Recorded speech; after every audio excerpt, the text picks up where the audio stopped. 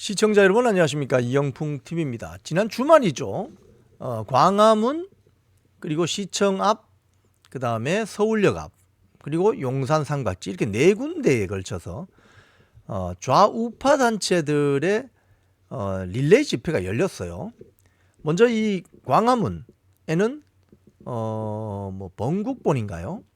그리고 그 자유통일당 뭐 등등이 모여서 성조기와 태극기를 흔들면서 아주 신나게, 제가 어제 라방에서 말씀드린 것처럼 정말 페스티벌, 축제처럼 이 집회를 하는 장면이 있었고요.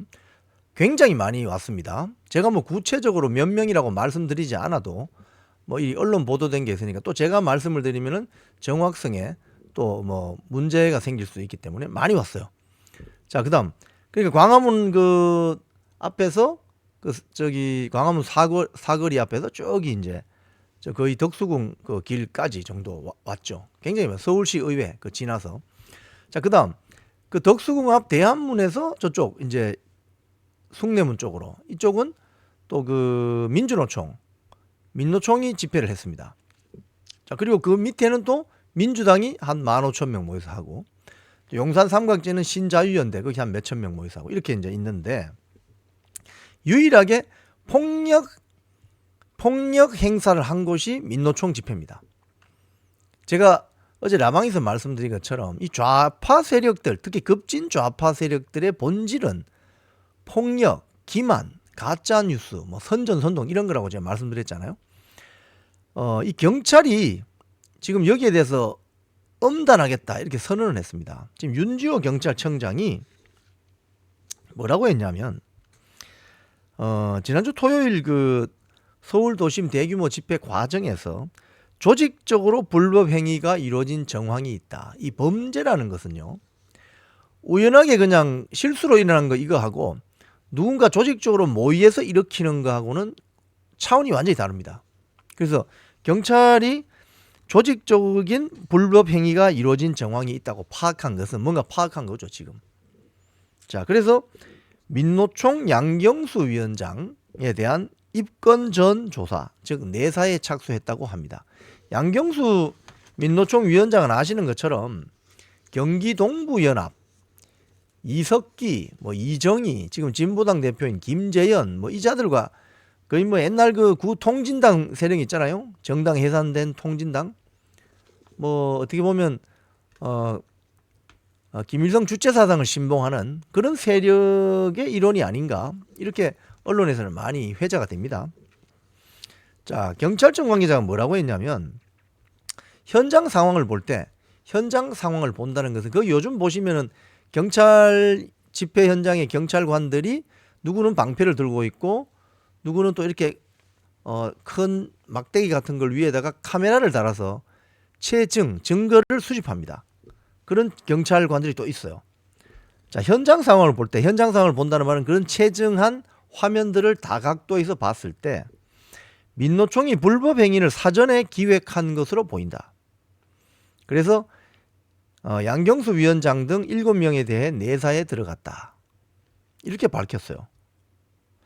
그러니까 경찰청에서 봤을 때 뭔가 이 양경수 위원장 포함해서 7명이 사전에 어떤 모의를 해서 경찰관을 폭행하고 어떤 폭력 현장을 만들었다는 그런 판단을 한 거죠. 자, 그래서 경찰청 관계자는 이들을 양경수와 7명 출석도 곧 요구할 것이고 민노총 집행부에 대해서도 행사 주최자로서 책임을 물어야 한다. 그리고 당시 집회에서 경찰관 폭행했던 11명이 있습니다. 이 11명에 대해서 6명을 구속영장을 신청했습니다. 예. 이들은 이 집회하면서 그 폴리스 라인을 침범하면서 경찰관을 밀치고 공무집행을 방해한 혐의를 받고 있습니다. 조지호 경찰청장은 그러니까 이 사전에 경고 방송을 하죠. 시정 요구와 종결 요청, 해산 명령 등을 충분히 사전에 했다. 그래서 과한 처분이라고 보기가 어렵다. 특히 조지호 경찰청장은 경찰 부상자가 105명이나 된다. 지금 골절 좌상이나 인대 파열도 있다. 집회 참가자에 의한 경찰관 부상자가 나오는 것은 막아야 된다. 이런 이야기가 지금 보도가 되고 있습니다. 지금 구속영장 신청했다는 그 보도는 보면 경찰이 문자 공지를 통해서 이 언론에 알렸는데요. 민노총이 도심권에서 벌인 집회 중 세종대로 전차로, 즉 그 시청 앞, 그 덕수궁 대한문 앞 차로를 거의 다 막아버리고 경찰관을 폭행하는 등 혐의로 검거한 11명 가운데 6명에 대해서 범죄 혐의가 중하다 해서 서울중앙지검에 구속영장을 신청했다고 밝혔습니다. 예. 지금 다른 뉴시스 보도를 또 보면 이런 게 있습니다. 민노총은 뭐라고 또 주장하느냐. 집회에 헌법이 보장하는 집회 결사의 자유는 없었다. 왜? 경찰은 1차 퇴진 총궐기 참가 예상 인원 대비 협소한 공간을 허가했다. 민노총은 경찰 측에 여러 차례 집회 장소 협조를 요청했지만 경찰은 충분한 공간을 불허했다. 경찰은 집회 장소로 이동하거나 앉아있던 조합원을 강제로 밀어붙이면서 충돌을 유발했다. 이렇게 주장을 합니다.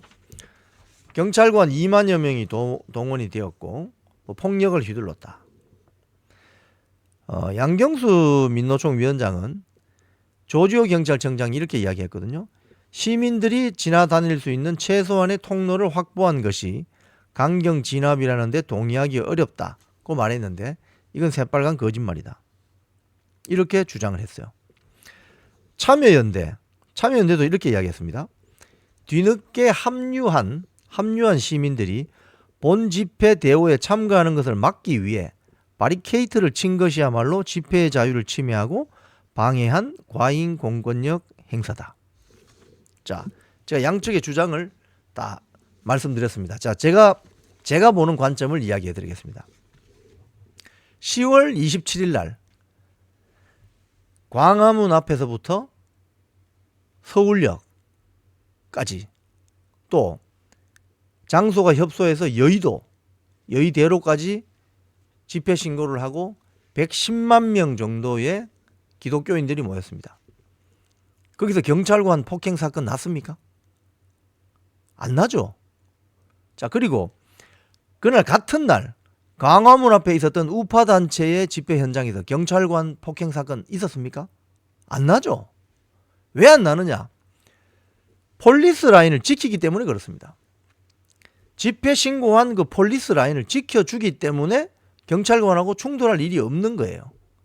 자, 그러면 민노총이 이야기한 것처럼 집회 허가해준 장소가 너무 협소하다. 자, 10월 27일 날 제가 차별금지법 관련해서 그 집회 현장에 제가 한 2시간 반쯤 왔다 갔다 하면서 제가 라방을 해드렸죠. 그때 제가 뭘 느꼈느냐 하면 집회 신고한 현장보다 더 많은 사람이 나왔어요. 자, 그럼 어떻게 해야 되느냐? 경찰관에게 이 폴리스 라인을 차로를 뭐 몇 개를 더 달라고 하면서 그 폴리스 라인을 무너뜨려야 됩니까? 아니죠. 오히려 당시 나왔던 크리스찬들은 그 인도 밖에 있는 잔디밭이라든지 그 뭐 벤치라든지 이런 쪽으로 스스로 물러나서 집회 신고된 현장에는 못 들어갔지만 스스로 물러나서 여유 공간이 있는 곳에 335 앉아서 찬송가 부르고 기도하더라고요.